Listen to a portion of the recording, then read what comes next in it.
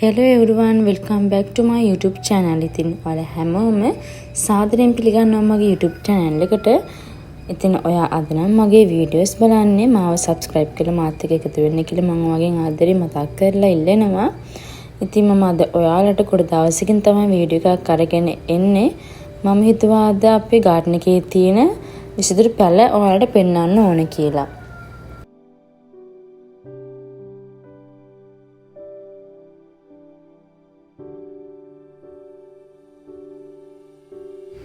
ඔන්න මේ මම හදාන්නේ මගේ පැලවලට පොහොර ටිකක් දාන්න. මේ කහ පාට පැකට් එකේ තියෙන පොහොර නම් මම දාන්නේ මගේ ඇන්තෝරියම් පැලවලට. මගේ කිව්වට ඒ පැලල අපේ අම්මගේ අපේ බ්ලැක් ඇන්තෝරියම් එකක්. ඒක නම් ගත්ත රුපියල් 900ක් වගේ මුදලකට එක පැලයක්.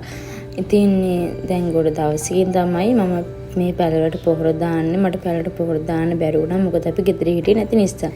ඉස්තර නම් මං ඇන්තෝරියම් පැලවලට කැමති නෑ. මොකද ඇන්තෝරියම් මල් එහෙම අපි ගොඩක් වෙලාට දැකලා තියෙන්නේ මේ උත්සව වලට එහෙම ගන්නවා. ඒ වගේම තමයි ඉතින් ගොඩක් අර මල් ගෙවල් වලට එහෙම මල් ගෙවල් වලට වර්ගන යනවනේ. ඉතින් ඔය මල් ගෙවල් වල නිතර ඇන්තෝරියම් මල් එහෙම දැකලා එහෙම අර ලොකු ආසාවක් හිතේ තිබිලා නැහැ.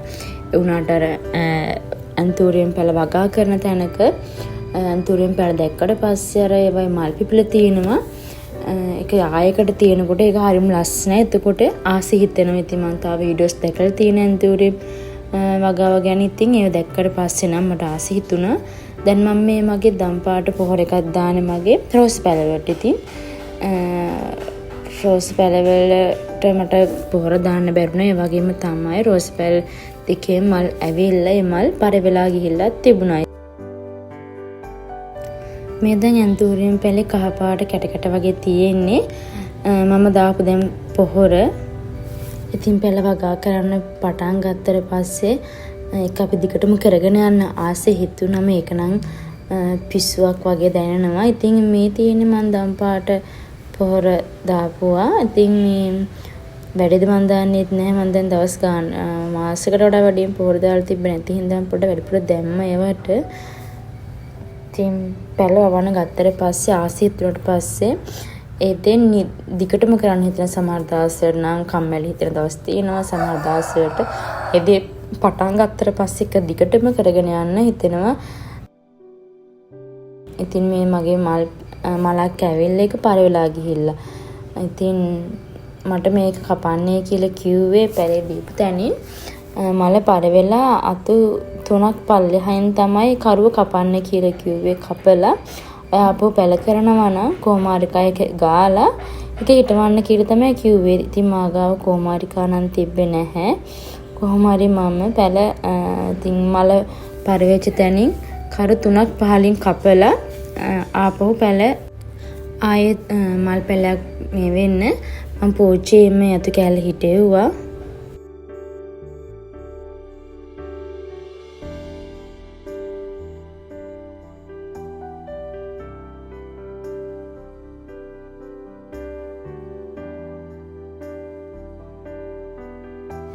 ඉතින් ඔයාලට මොකද හිතෙන්නේ යතු කැලේ තියෙන පැල වේවිද පැල වෙන එකක් නැති වේද?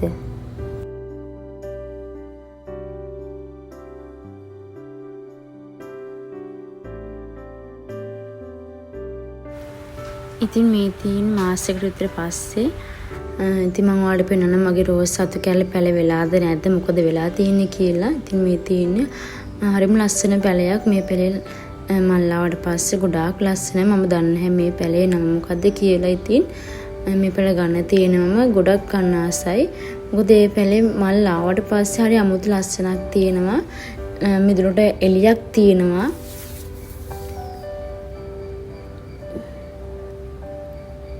ඉතින් මේ තියෙන්නේ අපේ තව ඇන්තෝරියම් පැල වගේක්. ඉතින් මේ දිග කොලේ නම නම් මම දන්නේ නැහැ. ඒකෙත් ලස්සන මලක් එනවා උසට ඇවිල්ලා. මල් එක පොකුරක් වගේ තමයි තියෙන්නේ. ඔයාලට මේ පේනවා ඇති පෝච්චියක් මම අනිත් පැත්තේ ගහලා තියෙනවා. කලින් වීඩියෝස් වල දැකලා තියෙනවා.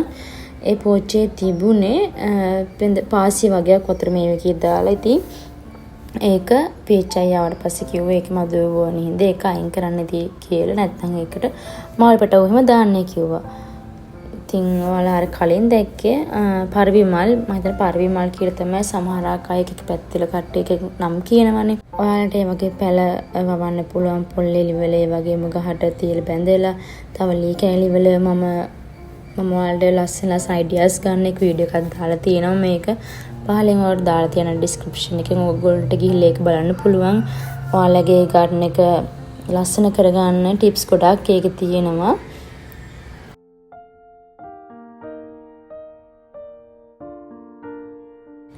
ඉතින් මේ තියෙන අපේ ස්නේක් ප්ලාන්ට් එක ඉතින් ඒකේ පොඩි අතු කැලලක් වගේ තමයි තිබ්බේ. දැන් ඒකේ ගොඩක් පැල ඇවිල්ලා තියෙනවා ගිරි දාලා. තව ඒක මම වෙන පෝච්චි එක තව හිටවන්න තමයි හිතාගෙන ඉන්නේ. ඉතින් මම පෝච්චි ගෙනාවේ නැහැනේ. ඉතින් පෝච්චි අරගෙන ආවට පස්සේ පැල එකින් එක ගලවලා තව පෝච්චි වල හිටවලා ඒව ටිකක් වැඩි කරගන්නවා. ඉතින් මම ඔයාලට පෙන්නන්නම්කෝ මේ මගේ රෝස් පැලට මොකද වෙලා තියෙන්නේ කියලා. මගේ රෝස් පැලට දාන පොහොර එක එළියෙන් තියලා මම තියලා තිබ්බේ. ඒක කොහොම හරි වැස්ස වහින වෙලාවක තෙමිලා පොහොර දීවිලා තිබුණා. ඉතින් ඒ නිසා දන්නේත් නැහැ. ඒක පොහොර වැටලා නැතුව ඇති මම හිතන්නේ හරියට වැස්සත් එක්ක කොහොම හරි මේ මගේ රෝස් පැලවල කොලයක්වත් තිබ්බේ නැහැ. ඒ ඇද කියලා කියනම දන්නේත් නැහැ. මොකක් වෙලාද කියලා කියන්න දන්නේත් නැහැ. කොහොම හරි මගේ එක පැලයක කොළ තිබ්බෙම නැහැ. රෝස කොළ තිබ්බෙම නැහැ. ඉතින් මේ පැලේ නම් ගොඩාක් අවුවට කර වෙලා කර කුට්ටම් වෙලා වගේ තමයි තිබ්බේ. වැස්සත් එක්ක වරුසාවට ඒක ආපහු ලස්සනට දළු දාලා ලස්සනට හැදිලා තිබුණා. ඉතින් මගේ ඇන්තෝරියම් පැල ටික නම් ලස්සනට තියෙනවා. ඒක ලස්සන මලුත් ඇවිල්ලා තියෙනවා. මේ තියෙන ඇග්ලෝනිමා ප්ලාන්ට් එකක් නේ. ඉතින් ඒකෙන් ගොඩාක් පැල ගන්න පුළුවන්. ඒකෙත් පැල පුකුරු වගේ ඇවිල්ලා තියෙන ගොඩාක් එක තන්නේ පැලයකින් ගොඩාක් පැල ගන්න පුළුවන්. ඉතින් ඒවත් ලස්සනට වෙන පෝච් වල හිටවට පස්සේ තවත් ගොඩාක් ලස්සනයි. මේ ප්ලාන්ට් එකේ නම මම දන්නේ නැහැ. මම දැක්ක මගේ එක වීඩියෝ එකක දාලා තිබ්බා හාබරල වර්ගයක් කියලා. කොහොම හරි මේ කොනේ තියෙන ප්ලාන්ට් එකේ නම් ලස්සන කුරු මල් පෙත් තියෙන ලස්සන මලක් එනවා. ඒකේ මල් ආවට පස්සේ ගොඩක් ලස්සනයි. මල් එනකොට ගොඩක් මල් එනවා. ඒක හරිම ලස්සනයි. මිදුලට මම ඒක නම් දන්නෙත් නැහැ. ඉතින් මේ අපි කවුරුත් දන්න වාසනා පැලේ කියලා කියන්නේ ඒක නම් තියෙනවා. ඉතින් වාට ලස්සන එක හැඩ තියෙන පෝච්චි වල ඔයාලගේ මල් පැල හිටවන්න පුළුවන්. ඒක එතකොට තවත් මිදුල ලස්සනට අලංකාරව පේනවා. ඉතින් ඔයාලට මේ දුරින් තාප්පේ ගාවම පේන්නේ පොපි පැලයක්. ඒ පොපි සාමාන්‍යයෙන් කියනවා හොඳ නැතේ කියලා. කට්ටු තියෙන මල් ජා පැල එහෙම හොඳ නැතේ කියලා තියෙනවා. මේ පොපි වලින් පිළිකා වුණත් ඇති වෙන්න පුළුවන් කියලා කට්ටිය කියනවා. ඉතින් අපි මල් පැල වගා කරනකොට පැල හිට වෙනකොට ගොඩාක් පරිස්සම් වෙන්න ඕන. අපිට මේ පැල වලින් මොක හරි අතුරු ආබාධ තියෙනවද? අපේ එක තියෙනවනේ පිළිකා හැදෙන පැල ජාති තියෙනවා. වස්ස වෙන පැල ජාති තියෙනවා. සාමාන්‍යයෙන් ඔය වාසනා කියන පැලෙත් එච්චර හොඳ පැලයක් නෙවෙයි කියලා තියෙන ළමයිගෙන් ඈත් කරලා තියනත් කියනුනේ පැල. ඉතින් මේ තියෙන අත සුද්ධ පැලයක්. ඉතින් ඒක චූටි ලස්සන මලක් කියන සුදු පාට. ඒකෙත් මල් පිපුණාම හරි ලස්සනයි. ඔට ඒකේ මල් එන ගොඩක් අඩුයි. මේ පැලේ නම් ඉතින් ඔයගොල්ලෝ ගොඩක් දැකලා ඇති. ඒවා ගල් වල එහෙම පැල වෙනවා. නිකන් තාප්ප වල එහෙම නත් මේ ලස්සනට පැල වෙනවා. ඉතින් අපි ළඟ තියෙන රතු පාට පැලයක් දැන් කලින් ඒක කහ පාට මල් තියෙන එකක් තිබ්බා. සුදු පාට මල් තියෙන එකක් තිබුණා. ඉතින් ඒ මල් පිපෙනකොට නම් හරිම ලස්සනයි. ඉතින් ඔයාලා පුළුවන් මෙන්න මේ වගේ ඔයාලගේ මිදුල අලංකාර කරගන්න ලස්සන කරගන්න. ඔය මිදුල ලස්සන කරන්න එක අයිටම් තියෙනේ ෂොප් වල තියෙන මේ වගේ බයිසිකල් හැඩයට තියෙනවා. එක දේවල්. එතකොට කලගෙඩි අරගත්තු ගැහණු කෙනෙක් ඉන්නේ වගේ තියෙනවා. ඉතින් ඒ වගේ ඩිසයින් අරගෙන ඒවයි මේ වගේ පැල තිබ්බට පස්සේ අපේ මිදුලේ තියෙන වටිනාකම තවත් වැඩි වෙලා ලස්සන වටිනාකමක් පේනවා. ඉතින් හරිම ආසයි මෙන්න මේ අරලිය පැලේට. ඒ අරලිය පැලේ ලස්සන මලක් කියන රෝස පාට, ලාරෝස පාට මලක් මැද සුදු පාට වගේ තියෙන. ඒකේ මල් පිපුණාම නම් ගොඩාක් ලස්සනයි. ඉතින් ඔයාට ගෙදර ඉවත දාන පරණ සෙරෙප්පු සපත්තු වලින් පුළුවන් ලී කොට කැරිනුත් පුළුවන් ඔයාලගේ මිදුල ලස්සන කරගන්න. ඉතින් මම තවත් ආස කරන ප්ලාන්ට් එකක් තමයි මේ ජපාන් රෝස කියන ජපාන් රෝස වගේම තව ඩුබයි රෝස් කියලා තියෙනවා. මේවා හරිම ලස්සනයි. ඒ වගේම ඒවයේ මල් පාටින් මල් පිපෙනවා. තවත් ගොඩාක් ලස්සනයි. ඉතින් මේ වෙසක් මාසෙනේ. ඉතින් වෙසක් මාස නිසා මේ දවස්වල ටිකක් වැඩිපුර හුලන් හමනවා. ඉතින් හැමතැනම ගස්සතු කඩන්වට එන්න පුළුවන්. කරන්ට් එක නැති වෙන්න පුළුවන්. ඉතින් ඔයාලා හැමෝම පරිස්සමින් ඉන්න ඕනේ මේ කාලේ. ඉතින් මේ තියෙන අපේ තවත් වාසනාව පැලයක් ඔයගොල්ලෝ පුළුවන් මේ පැල එහෙම ලස්සන කරගන්නේ පෝච්චි වටේට සුදු පාට ගල් එහෙම දැම්මට පස්සේ ඉතින් ඔයාලට මොකද හිතෙන්නේ? ඔයාලා මොක හරි අදහසක් ගත්තද? අලුත් අදහසක් අරගත්තද ඔයාලගේ ගාඩන් එක ලස්සන කරන්න එහෙම?